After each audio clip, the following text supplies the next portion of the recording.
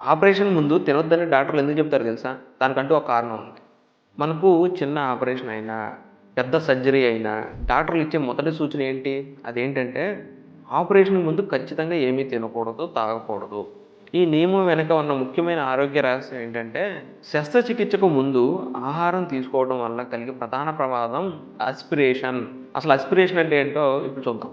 Operation సమయంలో anaesthesia ఇవ్వబడుతుంది గదా!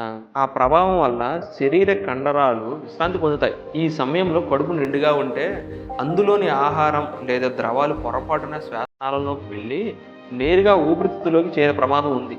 ఊపిరితిత్తుల్లోకి ఆహారం చేరితే రోగి ఊపిరాడక ఇబ్బంది పడతాడు.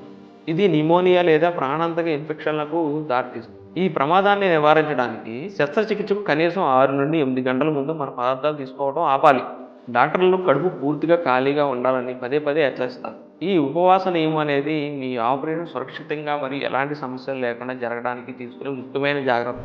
ఈ విషయాన్ని అందరికీ తప్పకుండా షేర్ చేయండి. అలానే వీడియోని లైక్ కొట్టి కామెంట్స్‌లో మీ అభిప్రాయం తెలియజేయండి. ఛానల్ సబ్స్క్రైబ్ చేసుకోవడం మర్చిపోవద్దు.